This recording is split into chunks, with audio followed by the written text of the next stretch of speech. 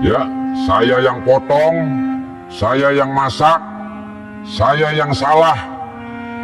Di sebuah kota kecil Ponorogo, ada warung bakso legendaris yang selalu ramai pelanggan. Rasa baksonya gurih luar biasa, bikin orang ketagihan. Tapi ternyata di balik kenikmatan itu tersimpan rahasia gelap. Sang pemilik warung menggunakan daging manusia sebagai bahan baku.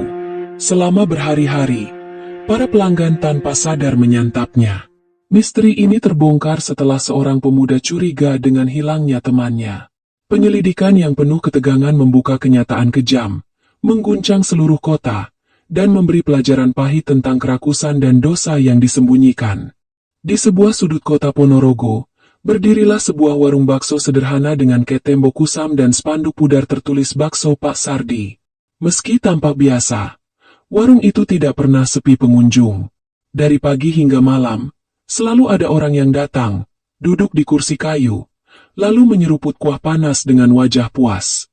Aroma kaldu sapi yang pekat menguar sampai ke jalanan, membuat siapapun yang lewat tergoda untuk mampir. Satu suapan baksonya seakan meleleh di lidah, gurih, kenyal, dan membuat ketagihan.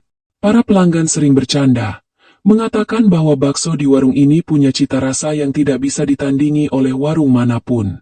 Suasana selalu ramai, anak sekolah berseragam putih abu, bapak-bapak pulang kerja dengan baju penuh keringat, sampai pasangan muda yang sekadar kencan sederhana. Semua tertawa sambil menikmati hidangan, seakan lupa dengan penat sehari-hari.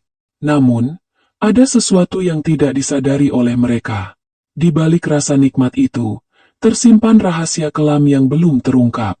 Di malam hari, ketika lampu warung sudah padam dan pelanggan pulang, Pak Sardi, pemilik warung, tetap sibuk di dapur. Suara pisau yang beradu dengan talenan terdengar samar menembus dinding tipis. Kadang ada bau anyir yang tidak biasa, menyatu dengan wangi kaldu yang menempel di udara. Orang-orang hanya tahu bahwa Pak Sardi adalah sosok pekerja keras. Ia selalu ramah menyapa pelanggan, bahkan sering memberi mangkok tambahan gratis untuk anak-anak kecil. Tidak ada yang pernah curiga, bahkan ketika ada kabar tentang orang hilang di kampung sebelah. Semua sibuk menikmati mangkok demi mangkok bakso hangat tanpa menoleh ke balik dapur. Hanya satu orang yang mulai merasa ada yang aneh. Bima, seorang pemuda desa, memandang warung itu dengan tatapan ragu.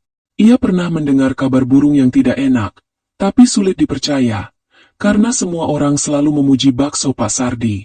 Malam itu, ketika warung sudah hampir tutup, Bima berdiri di seberang jalan.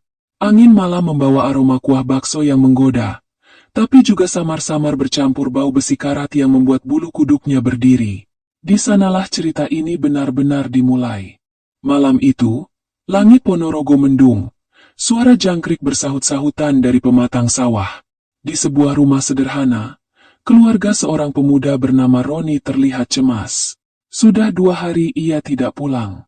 Biasanya, selepas bekerja di bengkel, Roni selalu pulang menjelang malam dengan tubuh berlumur oli dan senyum lelah.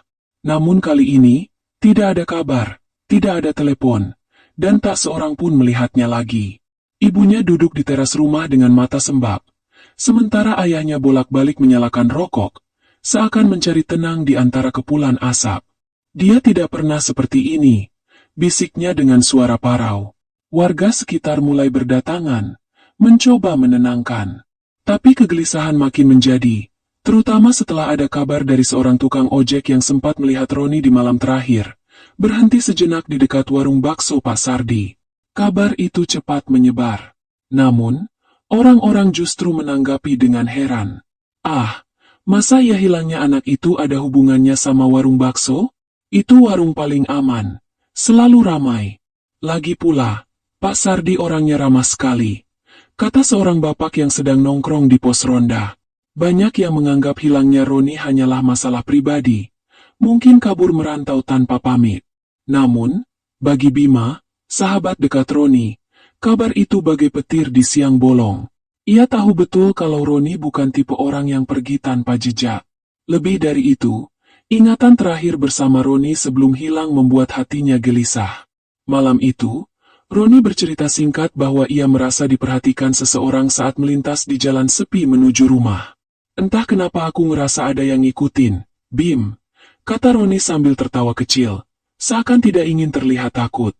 Sejak kabar hilangnya Roni menyebar, Bima memutuskan untuk mencari jawaban sendiri. Malam berikutnya, ia sengaja berjalan melewati jalur yang sama. Langkah kakinya terdengar jelas